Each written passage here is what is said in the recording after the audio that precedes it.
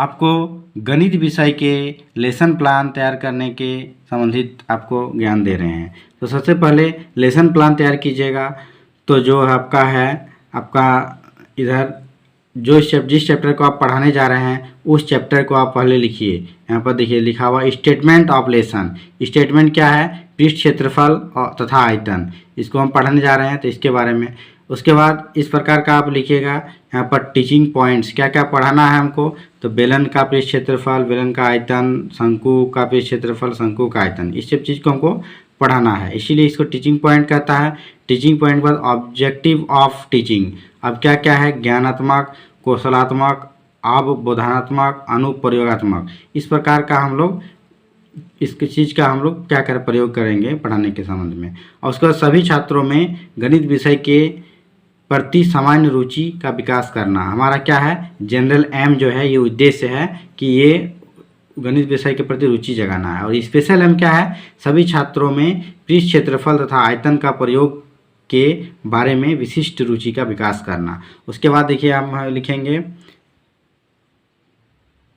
विधि। आप विधि में यहाँ पर मान लीजिए जिस विधि का आप प्रयोग कर रहे हैं उस विधि को आप यहाँ पर लिख सकते हैं। आगमन निगमन विधि, निगमन आगमन विधि, ज्ञात अज्ञात विधि, विश्लेषणात्मक विधि। इस प्रकार से विधि का उपयोग कर सकते हैं। जो विधि का आप उपयोग कर रहे हैं उसको लेंगे। उसके बाद है टीचिंग एड्स। क्या क्या है आपका चीज़ चाहिए पढ़ाने के लिए? तो खली चाहिए, उसके बाद झाड़न चाहिए, श्यामपट्ट चाहिए, पुस्तक चाहिए, चार्ट चाहिए, इस प्रकार लेंगे। उसी प्रकार से इधर लेंगे सभी छात्र। अब उसके बाद है प्रीवियस नॉलेज। प्रीवियस नॉलेज देना है छात्रों को।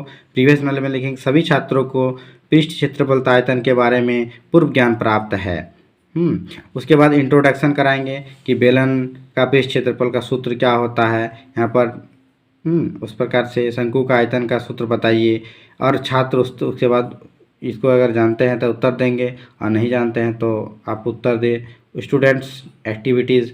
उसके बाद यहाँ पर है स्टेटमेंट ऑफ एम। आज हम सभी छात्रों के साथ पृष्ठ क्षेत्रफल आयतन से संबंधित विस्तृत अध्ययन करेंगे। इसके बारे में आप दिए, स्टेटमेंट दिए। स्टेटमेंट देने के बाद आप नेक्स्ट में आइए पढ़ाने। आप देखिए यहाँ पर क्या क्या है, इस चीज़ को आप लोग लिखिए और इस चीज़ को लिख के आप लोग बनाइए।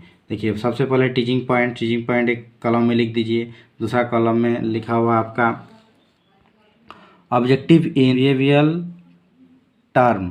उसके बाद इसको आप यहाँ पर क्या कौन सा प्रयोग करें? ज्ञानात्मक का, तो ज्ञानात्मक लिख दीजिए। उसके बाद यहाँ पर है पुपिल टीचर्स एक्टिविटीज़ है। यहाँ पर डेवलपमेंट्री क्वेश्चंस एंड क्वेश्चंस है, इसको आप ले सकते हैं यहाँ पर। इस प्रकार से आप दिखा सकते हैं। इस प्रकार से जो आप फिगर बना के दिखाइए, फिगर बनाइए। उसी प्रकार इस प्रकार से आप फिगर बना के इसको आप पढ़ाइए। वही चीज़ है, जो चीज़ आपको पढ़ाना है उसको पढ़ा दीजिए। पढ़ाने के बाद इसको वर्णन कीजिए बढ़िया से वर्णन करने के बाद आप लास्ट में जाइए। और लास्ट में क्या करना है? एवोल्यूशन क्वेश्चन यहाँ पर दिया वो करना है। एवोल्यूशन क्वेश्चन यहाँ पर दे दिए। उसके बाद आपका होम असाइनमेंट यानी गृह कार्य दे देना है। और आपका ये गृह कार्य देने के बाद आपका ये कंप्लीट होता है असाइनमेंट। तो ये असाइनमेंट आप तैयार कर सकते हैं और तैयार करके आप